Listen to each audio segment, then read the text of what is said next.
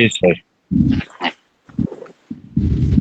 क्योंकि परमेश्वर एक ही है, और परमेश्वर और मनुष्यों के बीच में भी एक ही बिचवई है, अर्थात मसीह यीशु, जो मनुष्य है, जिसने अपने आप को सबके छुटकारे के दाम में दे दिया, और उसकी गवाही ठीक समय पर दी गई। आमीन। आमीन आमीन। धन्यवाद मदन जी। हालेलुया हालेलुया हालेलुया हालेलुया। मैं बहुत साल पहले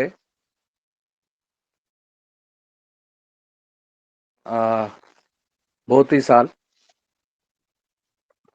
30-35 साल से ज़्यादा हो गया है, जब मैं पुणे में था, महाराष्ट्र के पुणे में बाइबल ट्रेनिंग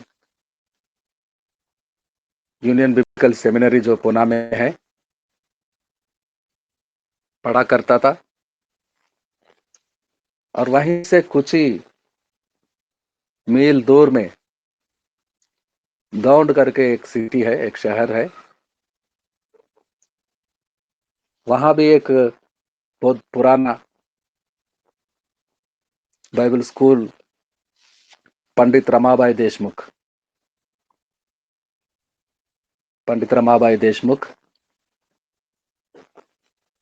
उस समय की प्रभु की दासी, सेवकाई के लिए जीवन को समर्पित करते हुए अपने प्रॉपर्टी, अपनी जमीन, जहां पर एक स्कूल बनाकर, बाइबल स्कूल, प्रभु के लिए चेलों को तैयार करने का स्कूल को खोलकर सेवा कर रहे थे। तो वहां काफी लोग महाराष्ट्र से, मध्य प्रदेश से, विभिन्न विभिन्न राज्यों से नौजवान बच्चे आते थे, हॉस्टल में रहते थे, अच्छा सा खाना मिलता था और शिक्षा मिलती थी, बाइबल ट्रेनिंग। वहां एक नौजवान आया था, बहुत ही नम्र और बहुत ही अच्छा चाल चलन, और बहुत ही इंटरेस्टेड था सीखने के लिए, प्रार्थना करता था, भजन गाता था परमेश्वर के, और अच्छा सा लिख लेता था जो क्लास में टीचर्स बोलते थे। और कुछ महीनों के बाद वो संगति में रहने वाले और लड़के ने मैडम जी के पास जाकर कंप्लेंट करते हैं, ये हमारा साथी जो दिखने में बहुत नम्र है, अच्छा कैरेक्टर है, गीतों को गाता है, भजन गाता है, प्रार्थना करता है, लेकिन हम कुछ दिनों से ऑब्जर्व कर रहे हैं, ये रातों को उठता है और अकेला चला जाता है। बहुत बड़ा कंपाउंड था, अभी भी है, बड़े बड़े पेड़ होते हैं, और किसी कंपाउंड में किसी कोने में अकेले में रात में जाता और उस पेड़ के नीचे बैठता, अपने आप को छुपा लेता और घंटों वहां समय बिताता। पहले हमें समझ में नहीं आ रहा था ये क्या कर रहा है, वहां क्यों जा रहा है अकेले में इतने रात में। तो हमने देखा कुछ धुआं निकलता है वहां जहां ये बैठा है, वहां से हमने गौर किया, तो ये गांजा या चरस कुछ भी हो, वो सेवन करता था। तो एक बार नहीं, 2 बार नहीं, 3 बार नहीं, 4 बार नहीं, 10-12 दिन ऑब्जर्व करके फिर एक दिन जाकर मैडम जी से बोलते हैं, मैडम जी ऐसा ऐसा बात है, ये ऐसा काम कर रहा है। मैडम को भरोसा नहीं हुआ, क्योंकि वो बहुत अच्छा चाल चलन वाला लड़का था, और जेलसी की वजह से तुम लोग कंप्लेंट करते हैं उसके लिए, लेकिन मैं नहीं मानती। नहीं नहीं मैडम जी, हम एक बार नहीं, 2 बार नहीं, बल्कि 2 हफ्ते से देख रहे हैं, 10-12 दिनों से। तो ठीक है, तुम लोग जाओ। अपने मैनेजर को बुलाया, सुपरवाइजर को बुलाया, वार्डन को बुलाया मैडम ने। देखो, उस बच्चे पर ध्यान रखो, ऐसा कंप्लेंट आया है। नहीं नहीं, ऐसा वो नहीं कर सकता मैडम जी, वो बहुत अच्छा है, बहुत सीधा। ठीक है, मैं भी जानती हूँ वो अच्छा है, लेकिन अब उस पर निगाह रखे। तो मैडम मैडम के कहने को सीरियसली लिए लेते हैं मैनेजर और सुपरवाइजर, वार्डन और वॉचमैन। ऑब्जर्व करते हैं तो ये बात सही निकला, ये बात सही निकला। सब सारे लोग सरप्राइज हो गए थे, ये ऐसा क्यों कर रहा है। तो मैडम जी को मालूम पड़ा ये ऐसा कर रहा है, तो मैडम जी ने भी देखा एक दिन रात को।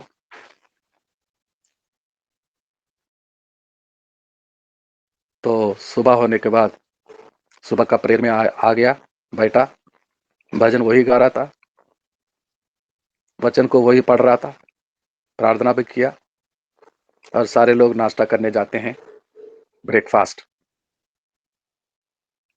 और इसको मैडम बुलाती हैं, तो मेरे कमरे में आओ। तो ये जाता मैडम के कमरे में, कोने पे खड़ा रहता, हाथों को जोड़कर। तू ऐसा क्यों कर रहा है, कब से कर रहा है, ये गंदी आदत। तो कुछ नहीं बोला, उसको समझ में आया कि वो पकड़ा गया।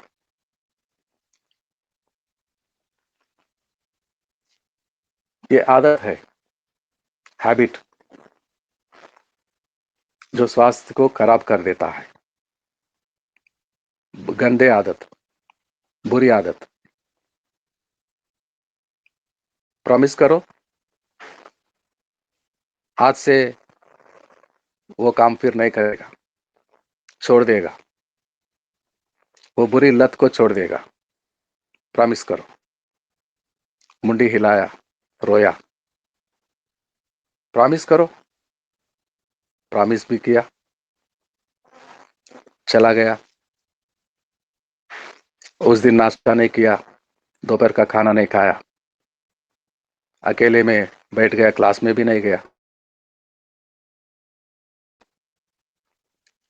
तो उसकी चोरी, उसकी चुप चुप के वो गंदे आदत को करना पकड़ा गया, सबको मालूम हो गया, मैडम तक को भी मालूम हो गया।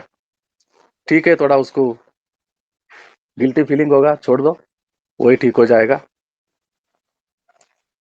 मैडम ने कहा, और रात हो गई, सारे बच्चे सो गए हैं, और ये भी सो गया। रात को उठकर नहीं गया वहां पर जो हर रोज जाता और वो काम करता, लेकिन सुबह उठ के देखेंगे, देखने से वो नहीं मिला, नहीं था वो। सुबह उठकर देखे तो नहीं गया, नहीं मिला, नहीं दिखा दिया। वॉचमैन को भी पता नहीं था वो कब चला गया, कैसे चला गया, लेकिन चला गया, वापस नहीं आया। कुछ 10-20 मीलों दूर दूर में खोजे, तो कहीं भी उसका पता नहीं लगा, मिला नहीं। तो वो साल पूरा हुआ, 2 साल की ट्रेनिंग, दूसरा साल भी पूरा हुआ। ऑर्डिनेशन के साथ प्रभु की सेवा के लिए सारे लोग अपने अपने क्षेत्र में चले गए हैं। तो कुछ एक दो लड़के महाराष्ट्र के ही घाटी एरियाओं में, पहाड़ी एरियाओं में समाचार को सुनाते जाते। तो किसी वो पहाड़ी गांव में इसको पहचान पहचान गए। इसका दाढ़ी बढ़ गया था, बाल बढ़ गए थे, तो पागलों का जैसा यहाँ वहां देखता था, दुबला पतला सा बन गया। तो पहचाने, ये वही तो नहीं, हाँ ऐसा ही है, ये वही है, ऐसा ही लग रहा है। और उसने भी इनको देखा। कभी ये सब साथ में पढ़ते थे वहां पर बाइबल कॉलेज में, बाइबल स्कूल में। पहचाना और तुरंत वहां से उठकर भागे जा रहा था।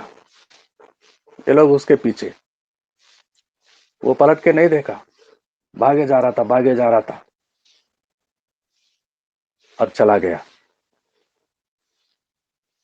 ये लोग खत लिखते हैं। उस समय में फोन नहीं था, समाचार भेजने के लिए पोस्ट कार्ड, इनलाइन लेटर, पत्र लिखते थे।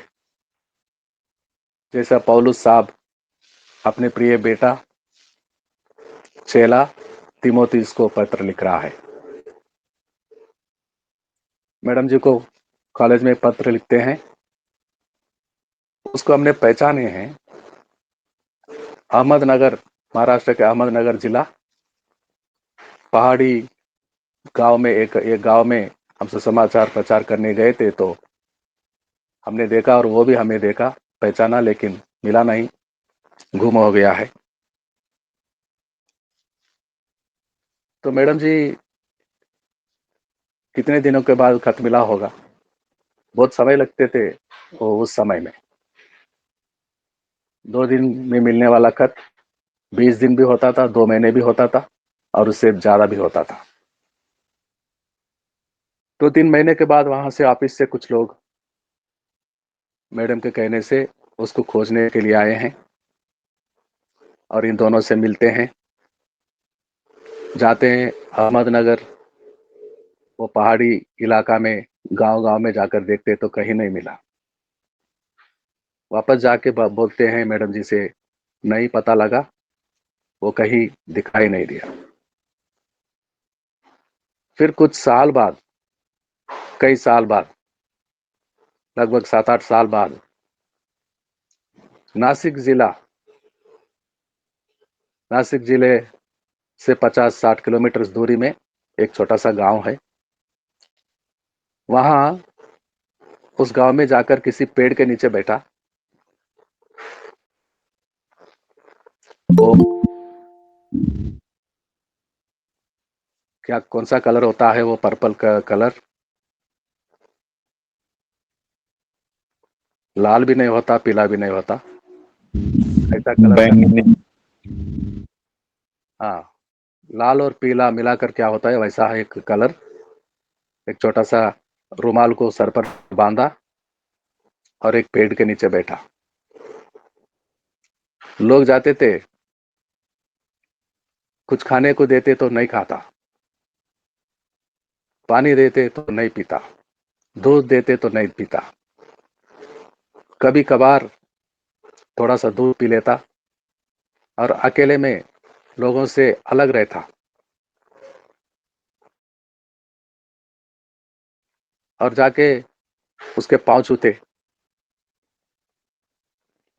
घुटने टेकते उसके सामने, हमारे बच्चे बीमार है, आपका हाथ हमारे बच्चे के सर पर रखे तो हमारे बच्चे ठीक हो जाएंगे, आप खुदा के ओर से हैं, परमेश्वर के ओर से, ऐसा लग रहा है आपको देखे। तो वो जानकर या अनजाने में हाथ बच्चों के सर पे रखता, तो इन लोग को लगता कि अब हमारे बच्चे ठीक हो जाएंगे। तो ठीक होते थे, बीमार होते हैं बच्चे और 1-2 दिन में ठीक होते हैं, और समझते थे कि इसके पास महिमा है, ये बंदा खुदा का बंदा है। तो कई लोग दूर दूर के लोग आते थे और उसके पास वो कुछ खाता नहीं था, पीता नहीं था, वो शून्य में देखता था, लोगों के तरफ नजर भी नहीं लगाता। कुछ बोलेंगे बाबा, कुछ बोलेंगे, कुछ शिक्षा देंगे हमें, तो उंगली ऊपर करता आसमान के ओर, एक ही शब्द बोलता। जीवन भर में सालों साल वो एक ही बात उसके मुख से निकलता, उंगली ऊपर करता, बोलता कि सबका मालिक एक, सबका मालिक एक। और देखते देखते वो बहुत बड़ा बाबा बन गया है, सारे देश में उसके नाम हो गया। कुछ साल बाद वो चला गया, मैं भी गया था वहां, और वहां जाके दूर से देखता तो लगता था कि वो कहाँ, वो पेड़ के नीचे वो कोई बैठा है मनुष्य, लेकिन करीब में जाकर देखेंगे तो वो मूर्ति है। बिल्कुल उसके जैसा एक मूर्ति को बनाए, वो कपड़ा सर पे बांधा हुआ, पैर पे पैर डालकर बैठा, और पास में देखें तो उसके पीछे वही शब्द लिखे होते हैं, सबका मालिक एक। यही बोलता था वो, और लोग उसके पास जाते, आज भी जाते, मूर्ति के पास प्रणाम करते।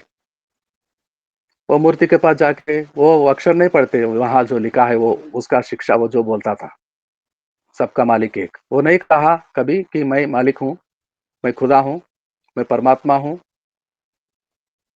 कोई शिक्षा नहीं।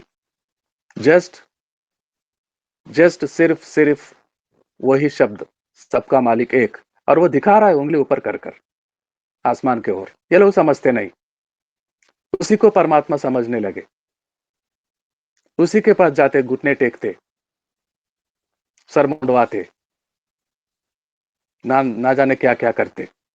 लेकिन वो साफ साफ कह रहा है सबका मालिक एक है, और वो ऊपर है, आसमान के ओर दिखा रहा है, इशारा कर रहा है। और पिछले साल में हमारे भाई मित्र परमेश्वर के अच्छे दास सुरेंद्र जी के यहाँ गया था, सुरेंद्र कुमार जी के यहाँ गया में। गया में बहुत प्रसिद्ध है, वहां भी कोई पेड़ है, वृक्ष, और वो वृक्ष के नीचे बैठने वाला है। लोग देश विदेशों में वहां जाते हैं, देश विदेशों में से। हम भी गए थे वहां, बच्चे ले गए थे, पास्टर जी सुरेंद्र कुमार जी का बेटा सामुएल, सामुएल ने क्या नाम, क्या नाम, बेटे का नाम भूल गया हूँ, क्या नाम बताइए, या बताइए। शैन कुमार, शैन कुमार के साथ गया था। सरोजनी बहन थी, आज हमारे बीच में है, पास्टर सुभाष जी, और हम गए थे वहां पर। कितने विदेशी लोग आ रहे हैं वहां पर देखने वो पेड़ को, और जो पेड़ के नीचे बैठने वाला अभी तो नहीं है, एक मूर्ति है। और वहां सैकड़ों साल पहले, 1000 2000 साल पहले जो मर गए थे, वहां आकर देखने के लिए, और वहीं मर गए, और वहां उनके कब्र है, बहुत पुराने कब्र, कब्रिस्तान है वो, कब्रें हैं वहां पर, और कब्रों को देखने जाते हैं। वो मरा हुआ पेड़ के नीचे बैठने वाला अभी नहीं है, और उस पेड़ के नीचे जाते हैं, देखते हैं। वो क्या कहा, मैं राजा था, मेरा बीवी बच्चे परिवार, मेरा राज्य था। एक दिन सपना में मैं क्या देखा, सबको छोड़ दिया, किसी से कुछ नहीं कहा, पत्नी से कहा नहीं, माता पिता से कुछ कहा नहीं, बच्चों से अलविदा नहीं किया, आधी रात को उठ गया, और चलते चलते चलते चला गया। बिहार राष्ट्र, बिहार राज्य एक विहार यात्रा है। राजाओं, मध्य प्रदेश के उज्जैन में, यूपी का दिल्ली में, कई राजाओं का राज्य चलाते थे वहां पर सिंहासन डालकर, और कभी कभी वो विहार यात्रा करने बिहार में जाते थे। बिहार राज्य राजाओं का विहार करने वाला एक अच्छा सा पेड़ों वाले, नदियां, हरियाली, फूलों से फलों से भरा हुआ गार्डन्स होते थे उस समय में। और ये आधी रात को निकल गया, विहार यात्रा करने चला गया दूर दूर। कितने दिन कितने महीने चला, सारे लोग खोज रहे थे हमारा राजा साहब कहाँ गया, हमारा राजा कहाँ गया। वो जाकर एक पेड़ के नीचे बैठा। यीशु मसीह के आने से पहले, यीशु मसीह के जन्म होने से पहले, यानी कि 2000 साल पहले, यीशु के आने से पहले 700 साल पहले, 700 साल नहीं, 550 साल, दानियल का जमाना था। हमारे पुराने नियम में भविष्यता दानियल साहब लगभग उसी समय में। क्या उस समय वाले पेड़ 2000, अभी कितना 2500 साल, 2600 साल, क्या वो पेड़ आज तक जिंदा होता है? आज तक होता है वो पेड़? वो बोलते हैं वो वही पेड़ है। 2500 साल पहले वो राजा आकर यहां बैठा था और उसको ज्ञान मिला। क्या ज्ञान मिला है? क्या दिया है ज्ञान? कभी कहा है वो मैं खुदा हूं? वो तो राजा था, उसकी बीवी बच्चे थे। वो सत्य के खोज में चला गया होगा और वहां जाकर तपस्या में बैठा होगा। और क्या संदेश दिया? क्या संदेश दिया? अहिंसा, प्राणियों का हत्या नहीं करना, जीव हिंसा नहीं करना। तो ये बोल देता तो वो खुदा बन जाता, परमेश्वर बन जाता। देश विदेशों से जाते उसको देखने कब्रिस्तान में। मैं मेरे भाई बहनों के साथ जाकर वहां पेड़ के नीचे हाथों में हाथ डालकर, हमारे बच्चे शैन कुमार और पास्टर जी की बेटी सरोजनी बहन, सुभाष चंद्र पास्टर जी, सब मिलकर प्रार्थना करके यहाँ आने वाले ज्ञान को खोज कर, यहाँ खोज में आने वाले सारे लोग यीशु मसीह के ओर मुड़े। वही एक है, वही एक खुदा एक है, परमेश्वर एक, और परमेश्वर के बनाए हुए मनुष्यों के बीच में मध्यस्थ करने वाला एक है, और वो मसीह है और वो मनुष्य है। एक ही परमेश्वर है, एक ही परमेश्वर। एफेसियों की पत्री 4:6 में पढ़ेंगे। एफेसियों की पत्री 4:6। एफेसियों की पत्री 4:6।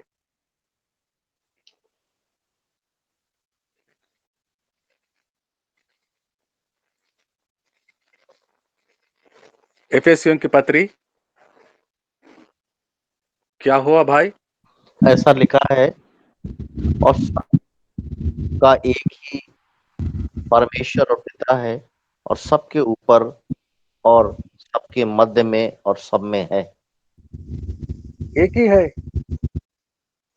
परमेश्वर, और वो ऊपर है, मध्य, सबके मध्य में भी है और सबके अंदर है। Above, in the midst and inside. हमारे भीतर है, हमारे बीच में है। जहां एक दो लोग इकट्ठे होते हैं वहां वो आ जाता है, और सबके ऊपर है और सबसे पहले से है, और सबके बाद भी होता है। He is the beginning. वर्णमाला का वो पहला अक्षर है, उससे पहले कोई अक्षर नहीं है। अल्फा भी वो है, ओमेगा भी वो है, ए भी वो है, जेड भी वो है। कोई नहीं जानता उसका आदि कब से है, और कोई नहीं जान सकेगा कि उसका अंत कब होगा। Is ever lasting, he is everlasting. वो आप ही है, अपने से है, वो किसी के द्वारा नहीं बना जाता। बनाए हुए सारे सृष्टि और मनुष्य जाति, सारे प्राणी सब उसी के द्वारा बनाए गए हैं। वो बनाने वाला, निर्माण करने वाला, creator, producer, life giver, saviour. याकूब पत्र लिखता है और 4 अध्याय में 12 में लिखता है, याकूब का पत्री अध्याय 4 और 4 का 12।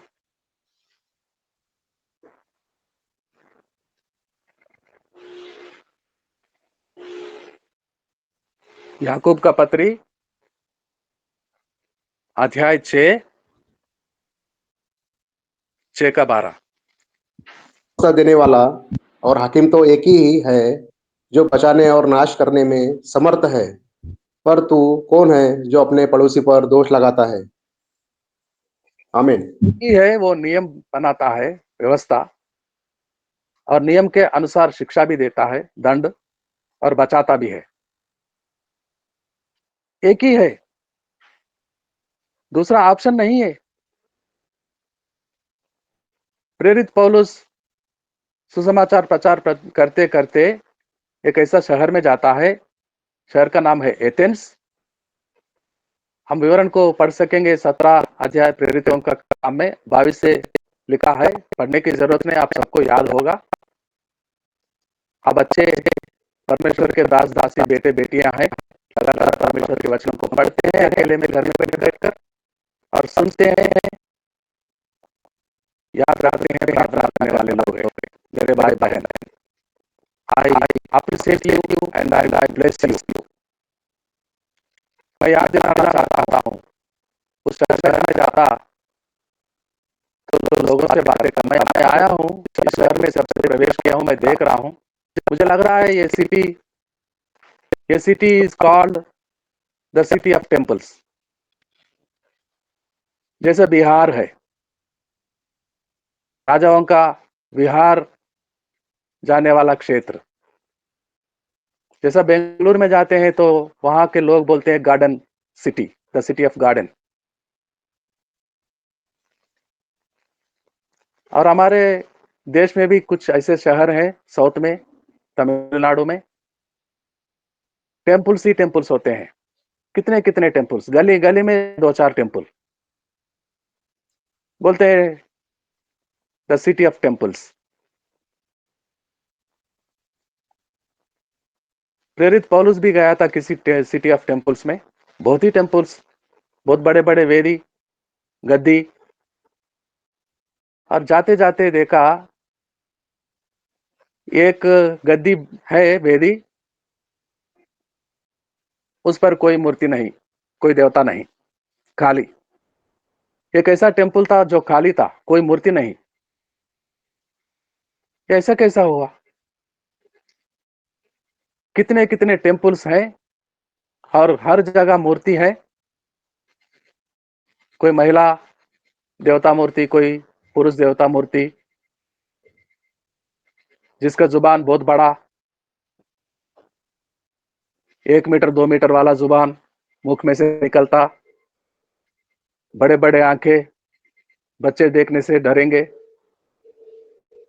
और बड़े बड़े कान, और किसी के हाथों में तलवार लेकर, और किसी के हाथों में मनुष्यों को मारकर, सर हाथ में लेकर, मुंडी। कितने कितने भयानक मूर्ति, कोई बैठा हुआ, कोई खड़ा हुआ, कोई क्रोध से देखता हुआ, लाल आंखें। लेकिन यहां पर कोई नहीं है, ये टेम्पल तो खाली है, ये गद्दी खाली है, और वहां लिखा है अनजान देवता का, जिसके बारे में हमें कुछ भी नहीं मालूम। वो समझते थे कि एक ऐसा देवता भी होगा जिसके बारे में हमें कोई जानकारी नहीं, और मूर्ति मूर्ति बिना मूर्ति के मंदिर बनाए। तो जिसके बारे में जानकारी नहीं, नाम तक को मालूम नहीं, कथा नहीं मालूम, स्टोरी, उसके लिए भी मंदिर। और जिनके लिए जानकारी है वो सारे मंदिर, कितने कितने लोग आसमान को तैयार करने वाले, निर्माण करने वाले, इनमें से कौन है? पृथ्वी को बनाने वाले कौन है इनमें से? सब मिलकर बनाए क्या अकेला बनाया? एक एक बनाया, एक पेड़ को एक बनाया, दूसरे पेड़ को दूसरा बनाया। प्राणियों को कौन बनाया? जंतु जानवर को, आकाश में उड़ने वाले पंछी, समुद्र के पानी में मछली, कौन बनाया? इनमें से कौन बनाया? कौन बोल सकता है मैं बनाया? कौन बोल रहा है कि मैं खुदा हूं?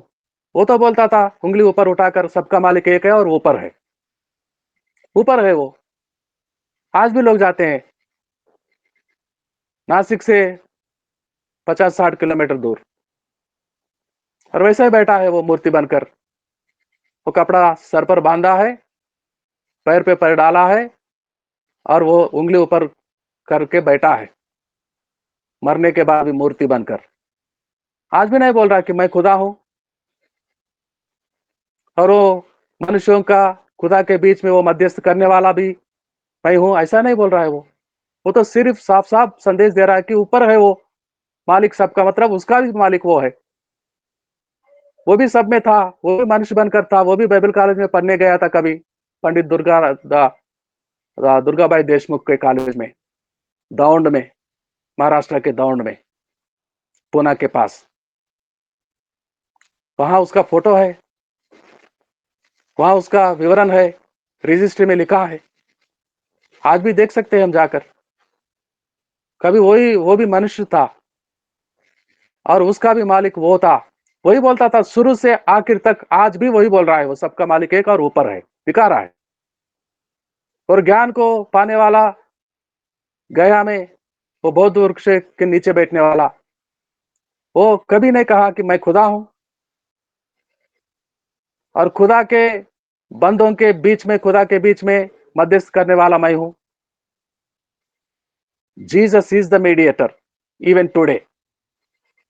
वही मध्यस्थ करने वाला है। मध्यस्थ करने वाला अगर हम जैसा पापी होता, वो पेड़ के नीचे बैठने वाले राजा अपने परिवार को छोड़कर आ जाता, एक नहीं कहता, उनको बोलता नहीं, अकेले में चला जाता है। मनुष्य था, वो भी पापी था, वो कैसे मध्यस्थ करता? मध्यस्थ करने वाला पापी नहीं हो सकता। मध्यस्थ करने वाला कभी पापी नहीं हो सकता। अगर वो पापी होगा तो वो मध्यस्थ नहीं करेगा, हमारे लिए विनती नहीं करेगा, क्षमा नहीं मिलेगा हमें। पहले पत्रस की 4 अध्याय और 12वां वचन, 2 अध्याय, पहले पत्रस की 2 अध्याय और 22वां वचन। पहला पत्रस अध्याय 2 और 2 का 22।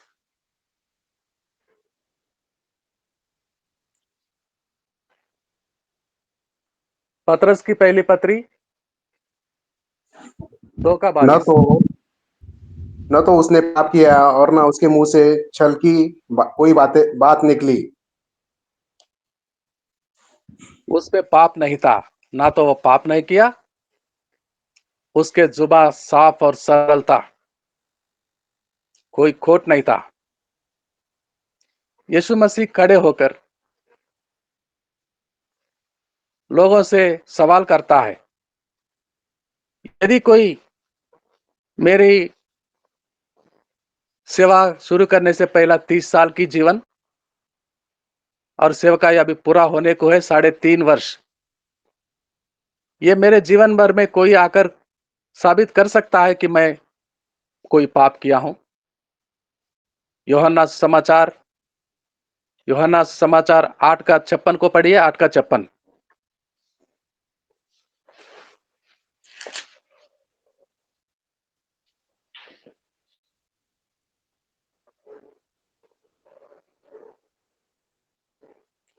$46, 46, 56 नहीं, 8 का 46। लिखा है तुम वचन में में, से कौन मुझे पापी ठहराता है? यदि मैं सच बोलता हूं तो तुम मेरा विश्वास क्यों नहीं करते? आमीन। यीशु मसीह के चाल चलन में, सोच विचार में, बोली में वो पवित्र था। उसमें कोई पाप नहीं था, कोई भी साबित नहीं कर सकता था, और इसलिए वो मध्यस्थ ठहरा। और इतना ही नहीं, वो अपने आप को पापियों के लिए बलिदान कर दिया, और वो महान हकीम बनकर, महान प्रधान याजक बनकर बीच में खड़ा है हमारे पक्ष में विनती करने के लिए। इब्रानियों को लिखता है पौलुस 4 अध्याय में 14 से पढ़ेंगे, 14 से 16 तक पढ़ेंगे। इब्रानियों की पत्री 4 14 से 16 तक।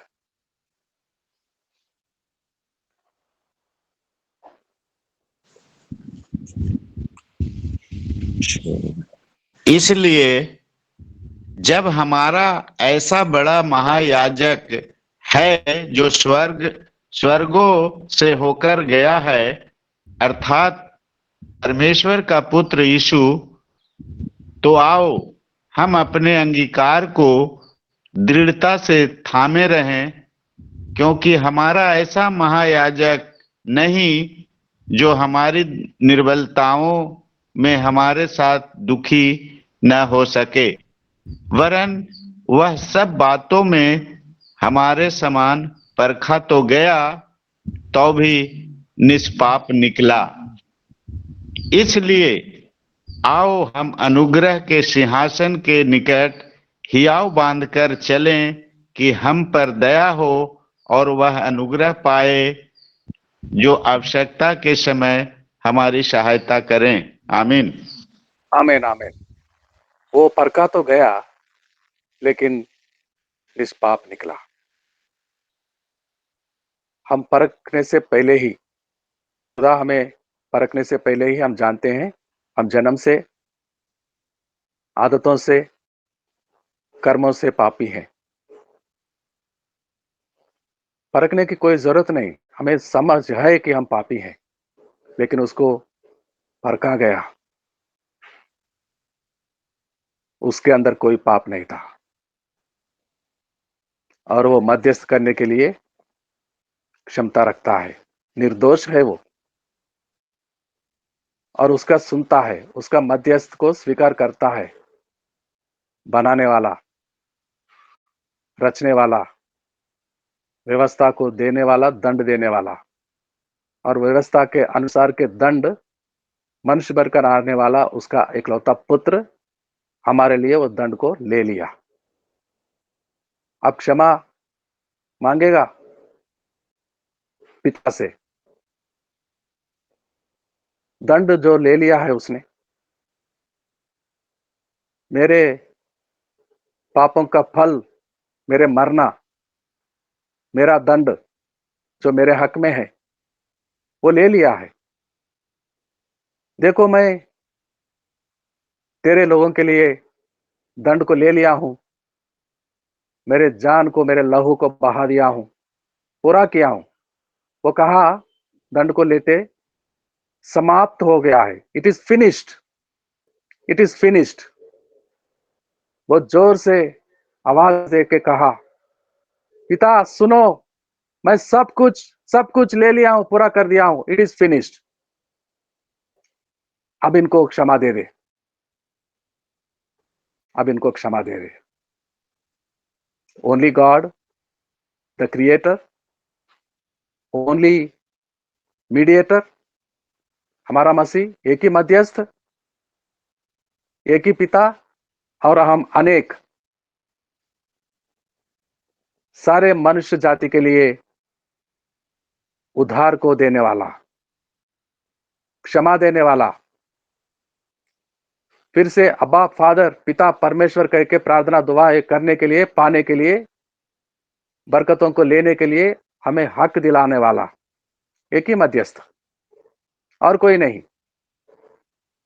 वो खाली मंदिर जहां कोई मूर्ति नहीं था और बहुत सारे मंदिर मूर्तियों से भरे हुए थे, उनमें से कोई नहीं कर सकता था, नहीं करेगा, नहीं करेगा। वो बाइबल स्कूल से वो बुरी आदत के वजह से अपने आप को वहां से ले जाने वाला निकाल दिया नहीं गया था। उसको मौका दिया था मैडम जी ने, वो सुधार सकता था, यीशु का सेवक बन सकता था। वो कई लोग बने थे, लेकिन वहां से निकल गया। वो कर सकता है कुछ, वो किसके लिए क्या कर सकता है, मध्यस्थ करेगा। वही संदेश दे रहा है तब से लेकर आज तक। लोग, हजारों लोग, लाखों लोग जाते हैं, वहां नहीं पढ़ते। क्या कह रहा है वो? ऊपर वाला है सबका मालिक, उसका नहीं सुनते संदेश को। और कब्रिस्तान में वो पेड़ के नीचे ज्ञान को पाने वाला क्या बोल रहा है? हिंसा मत करो। बस यही है, बचाता है पापों से। वो एक शब्द पापों से मनुष्यों को बचाता है, मध्यस्थ कर रहा है। वो बनाने वाला भी नहीं, मध्यस्थ करने वाला भी नहीं। वो भी हम सब, हमारे सब जैसे है, वो हमारे समान। वो खुदा नहीं, और खुदा के सामने जाकर खड़े रहने वाला, मध्यस्थ करने वाला भी नहीं। मध्यस्थ करने वाला निर्दोष है, फर्क आ गया उसको।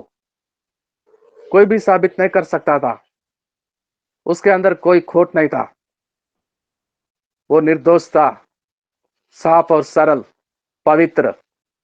और आज प्रधान याजक बनकर हमारे खुदा के बीच में खड़े रहकर हमें क्षमा दिलाने वाला, आशीषों को दिलाने वाला, चंगाई को, स्वास्थ्य को दिलाने वाला, बरकतों को, जरूरतों को पूरा कराने वाला। और आज धीरज के साथ, बड़े धैर्य के साथ हम पिता के पास जा सकते हैं कि हमारे लिए बीच में वो खड़ा है, मध्यस्थ, हमारा मसीह खड़ा है। कितने दुआ मांगेंगे वो पूरा करेंगे। पौलुस तिमोथी को लिख रहा है, यीशु के नाम में प्रार्थना करने से ही हमारे जीवन के बारे में उस पहला वचन में पढ़ेंगे हम।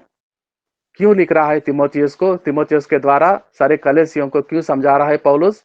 आज हमें भी पहले को तिमोथियस की पत्री, जहां हम 5 और 6 को पढ़ रहे थे, उसी अध्याय 2 का 1 को पढ़ेंगे, 1 और 2 को।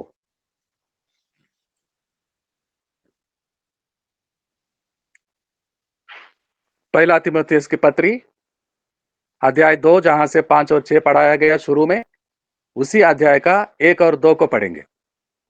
वचन में लिखा है, और अब मैं सबसे पहले यह आग्रह करता हूँ कि विनती और प्रार्थना और निवेदन और धन्यवाद सब मनुष्य के लिए किए जाएं, राजाओं और सब ऊंचे पद वालों के निमित्त, इसलिए कि हम विश्राम और चैन के साथ सारी भक्ति और गंभीरता से जीवन बिताएं। आमीन। आमीन। देखिए, वचन बताता है हमारे चारों ओर, आज पौलुस के जमाने से तिमोथियस के उस समय से लेकर, उस पीढ़ी से लेकर आज तक, चारों ओर हमारे लिए कैसा माहौल है। हमें शांति से नहीं जीने देंगे। पहले कलीसिया भी यरूशलेम छोड़कर तितर बितर हो गई थी, मार रहे थे लोग, राजा, हेरोदेस और अधिकारी, सीजर फैमिली। और अपने रहने का घर, लोगों को छोड़कर, संपत्ति छोड़कर, जायदाद छोड़कर भागे जा रहे थे जान को बचाने के लिए। आज क्या हम सुकून से जी पाएंगे? यहाँ संसार में शांति है, चमन है? कितने कितने साजिशें रचे जा रहे हैं हमारे लिए, कितने विरोध करने वाले खड़े होते हैं। बेवजह बेगुनाहों को ले जाकर सलाखों के पीछे डाल दे देते हैं, कई लोगों को मारते हैं। दबाव, तनाव क्या कम है? कितने मुसीबतें हैं, कितने कष्ट हैं, कितने दिक्कतें हैं, कितने क्लेश हैं। और इनमें से बचने के लिए एक ही उपाय है तिमोथी, मेरे मित्रों, मेरे भाई बहनों, एक ही उपाय है। हमारे जीवन सुकून से हम जीने के लिए प्रार्थना करो। राजाओं के लिए प्रार्थना करो, अधिकारी के लिए प्रार्थना करो। वो चाहे कुछ भी सोचे, कुछ भी साजिशें रचे, लेकिन वो हमें बचने का उपाय सिखा रहा है। प्रार्थना, प्रार्थना करो, प्रार्थना करो लोगों के लिए, सारे मनुष्यों के लिए धन्यवाद के साथ प्रार्थना करो। थैंक यू बोलो। जो अधिकारी आज है गद्दी पर, उसके लिए थैंक यू बोलो। जो राजा आज पालन कर रहा है, वो कैसे भी हो, लोगों को मारता भी है, कुछ भी हो, लेकिन उसके लिए धन्यवाद करो। और देखो, तुम्हारा जीवन जैसे तुम चाहोगे वैसा होगा। जीवन का मतलब क्या है? Day to day life. जीवन का मतलब आज सही है, आज का जीवन। कल क्या होगा वो कल देखेंगे। पिछले दिन में क्या हो गया था वो चला गया, वापस नहीं आएगा। The reality is today. Day to day life is called life.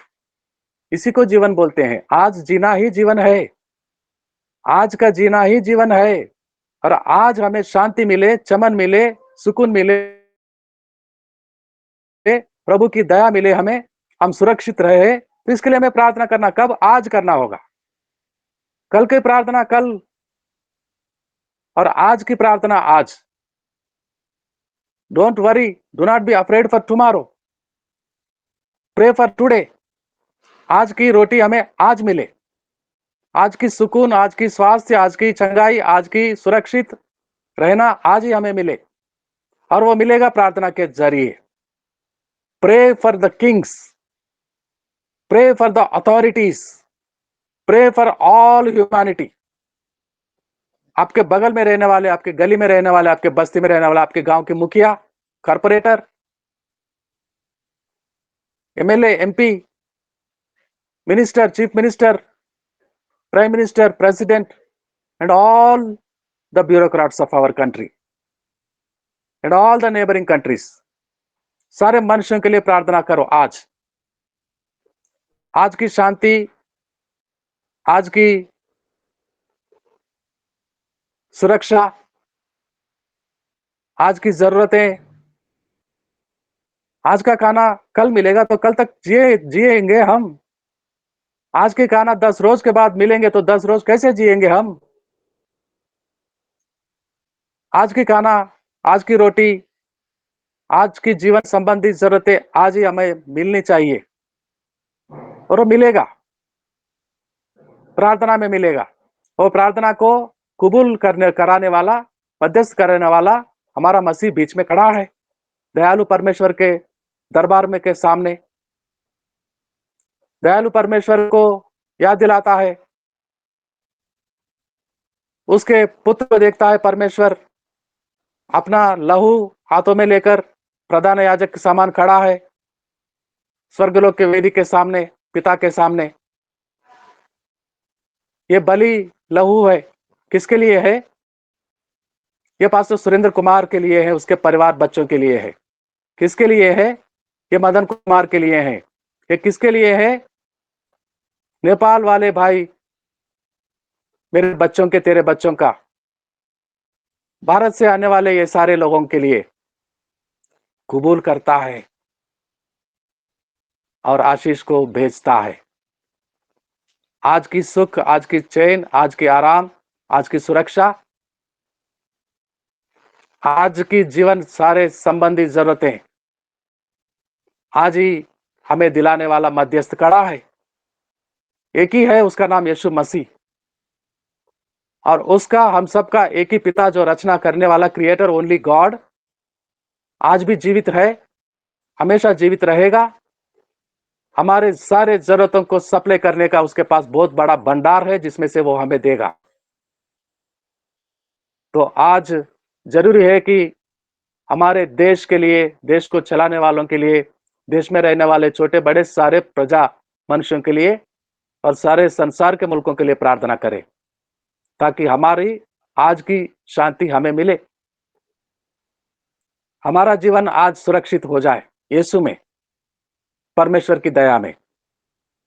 आइए सर झुकाते हैं, आंखों को बंद करते हैं, दिल हृदय को खोलते हैं और मन तन के साथ परमेश्वर को प्रार्थना करते हैं, हमारे देश के लिए, लोगों के लिए, अधिकारियों के लिए और सारे मनुष्यों के लिए।